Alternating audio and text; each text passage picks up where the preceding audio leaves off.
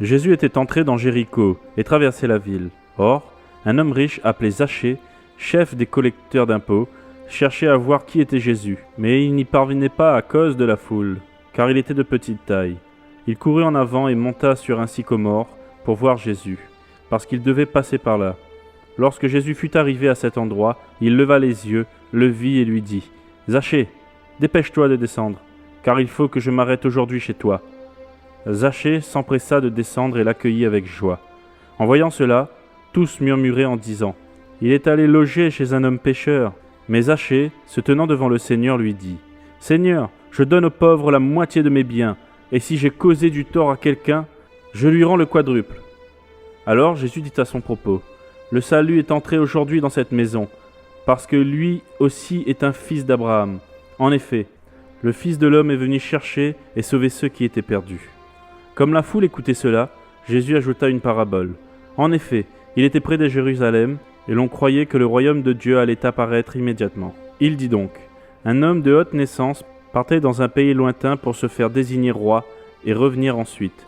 Il appela 10 de ses serviteurs, leur remit 10 pièces d'or et leur dit : faites-les fructifier jusqu'à ce que je revienne. Cependant, ses concitoyens le détestaient, et ils envoyèrent une délégation après lui pour dire : nous ne voulons pas que cet homme règne sur nous. Lorsqu'il fut de retour, après avoir été désigné roi, il fit venir les serviteurs auxquels il avait donné l'argent afin de savoir quel bénéfice chacun avait fait. Le premier se présenta et dit : Seigneur, ta pièce d'or en a rapporté 10. Il lui dit : c'est bien, bon serviteur, parce que tu as été fidèle dans une petite chose, reçois le gouvernement de 10 villes. Le deuxième vint et dit : Seigneur, ta pièce d'or en a produit 5. Il lui dit : toi aussi, sois établi responsable de 5 villes. Un autre vint et dit : Seigneur, voici ta pièce d'or que j'ai gardée dans un linge. En effet, j'avais peur de toi, parce que tu es un homme sévère. Tu prends ce que tu n'as pas déposé et tu moissonnes ce que tu n'as pas semé.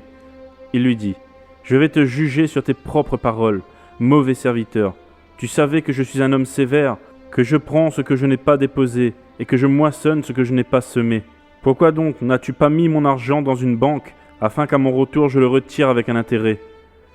Puis il dit à ceux qui étaient là : enlevez-lui la pièce d'or et donnez-la lui à celui qui en a 10. Ils lui dirent : Seigneur, il a déjà 10 pièces d'or. Je vous le dis, répondit-il. On ne donnera à toute personne qui a, mais à celui qui n'a pas on enlèvera même ce qu'il a. Quant à mes ennemis qui n'ont pas voulu que je règne sur eux, amenez-les ici et mettez-les à mort devant moi. Jésus à Jérusalem. Après avoir dit cela, Jésus marcha devant la foule pour monter à Jérusalem. Lorsqu'il approcha de Bethphagée et de Béthanie, vers la colline appelée Mont des Oliviers, Jésus envoya 2 de ses disciples, en leur disant : allez au village qui est en face. Quand vous y serez entrés, vous trouverez un ânon attaché sur lequel personne n'est encore jamais monté. Détachez-le et amenez-le. Si quelqu'un vous demande « Pourquoi le détachez-vous ?», vous lui répondrez « Le Seigneur en a besoin ». Ceux qui étaient envoyés partirent et trouvèrent tout comme Jésus leur avait dit. Comme ils détachaient l'ânon, ses maîtres leur dirent : Pourquoi détachez-vous l'ânon ? Ils répondirent : Le Seigneur en a besoin. Et ils amenèrent l'ânon à Jésus. Après avoir jeté leur manteau sur son dos, ils firent monter Jésus. À mesure qu'il avançait, les gens étendaient leurs vêtements sur le chemin. Déjà il approchait de Jérusalem, vers la descente du mont des Oliviers. Alors, toute la foule des disciples, remplie de joie, se mit à adresser à haute voix des louanges à Dieu pour tous les miracles qu'ils avaient vus. Ils disaient : béni soit le roi qui vient au nom du Seigneur, paix dans le ciel et gloire dans les lieux très hauts. Du milieu de la foule, quelques pharisiens dirent à Jésus : Maître, reprends tes disciples. Il répondit : je vous le dis, si eux se taisent, les pierres crieront. Quand il approcha de la ville et qu'il la vit, Jésus pleura sur elle et dit : si seulement tu avais toi aussi reconnu aujourd'hui ce qui peut te donner la paix. Mais maintenant, cela est caché à tes yeux.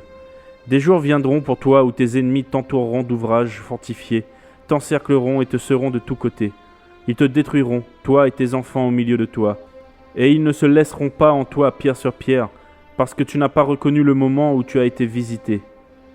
Jésus entra dans le temple et se mit à en chasser les marchands. Il leur dit : il est écrit, mon temple sera une maison de prière, mais vous en avez fait une caverne de voleurs. Il enseignait tous les jours dans le temple. Les chefs des prêtres, les spécialistes de la loi et les chefs du peuple cherchaient à le faire mourir. Mais ils ne savaient pas comment s'y prendre, car tout le peuple l'écoutait suspendu à ses lèvres.